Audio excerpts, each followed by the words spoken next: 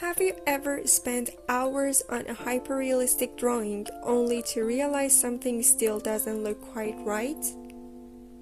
Your shadows don't look deep enough, or the texture isn't right, and it just doesn't feel professional? If that sounds like you, then you're not alone. In today's video, I'm going to share the common mistakes that most artists make when trying to create hyperrealistic art. And more importantly, how to fix them. By the end of this video, you'll know exactly what's been holding you back from creating those flawless professional-looking drawings. The first common mistake is being impatient and rushing to finish the drawing. One of the biggest mistakes many artists make is rushing to finish their hyperrealistic drawing. It can be tempting to want to see the final result quickly, but the truth is, great art takes time. The more you rush, the more you lose the level of detail and realism that your drawing deserves. Take your time and don't be afraid to spend hours or even days on a single drawing. If you're really pressed for time or just can't sit for days working on a large piece, here's a solution. You can still practice and create hyperrealistic drawings on a smaller paper size like A4. Smaller pieces allow you to focus on detail and technique without investing weeks into a large piece. However, keep in mind that larger professional-sized drawing takes significantly more time due to the increased detail and size. So, if you're aiming for a big detail piece, be prepared for longer commitments. It's all about managing your time and expectations. The second mistake is not paying enough attention to shadows.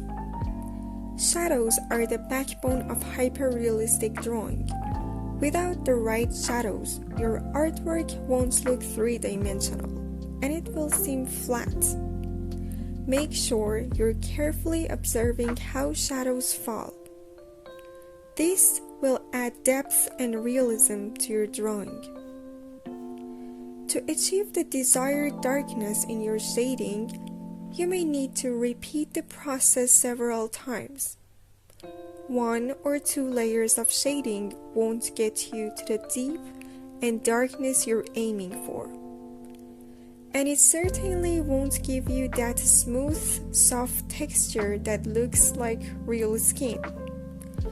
You'll need to gradually build up the layers, allowing each layer to settle before adding the next.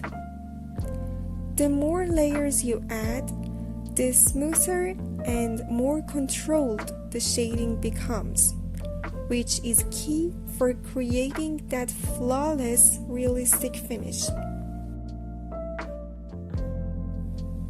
The third mistake is lack of attention to details. Details are everything in hyperrealism. If you neglect the small things like tiny reflections or subtle textures, your drawing will lose its life and depth. Don't just focus on the big picture. Every tiny detail, even something as simple as the way light hits the skin, contributes to the overall realism of your piece. Especially when it comes to skin, if the texture isn't properly captured, your drawing will never look truly natural. Mistake number 4 is worrying too much about making mistakes. Fear of making mistakes can paralyze your creativity. Many artists hold themselves back because they're afraid of ruining their work. But making mistakes is part of the learning process. Don't let fear control you. If you make a mistake, it's not the end. Use it as a stepping stone to improve. Becoming skilled in hyperrealism is not a quick process, so don't be afraid to make mistakes. Mistakes are a part of the learning journey and they help you grow as an artist. Even if something goes wrong, it's not the end of the world. You can always fix it or start over. In the future, I plan to create a video where I'll teach you how to fix your drawings if things go wrong, whether it gets too dark or if you end up with a smudge. The good news is, most of the mistakes you make along the way are fixable, and there are always ways to correct them. So don't worry if something goes wrong. Most of the time, you can adjust and your drawing can still turn out great. Mistake number 5 is not looking at the reference photo frequently enough. One of the most important things in hyperrealistic drawing is constantly referencing your photo. It's easy to get lost in your own work and forget to check your reference photo. But doing so regularly ensures that you stay on track with proportions, shading, and details. Keep your reference close and refer to it often. You should be looking at your reference photo at least every 5 to 6 seconds.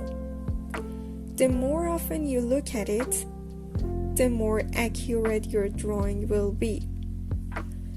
It's all about staying aligned with the reference so that your work doesn't start drifting off track. Mistake number 5 is starting to shade from the middle. I always mention this in most of my videos. Never start shading from the middle. Doing so can completely ruin your drawing and cause a smudge. It's important to begin shading from the edges and work your way in slowly, building up the layers gradually. This way, you'll have better control over your shading and avoid any smudge or unevenness. In the end, remember that hyperrealistic drawing takes patience, practice, and attention to detail. Don't rush the process and don't be afraid to make mistakes. Each one is a step toward improving your skills. Keep looking at your reference, take your time with shading, and always focus on capturing the true texture and depth of your subject. With dedication and persistence, your work will keep getting better, and eventually, you'll achieve the level of realism you were striving for. Keep practicing and don't give up.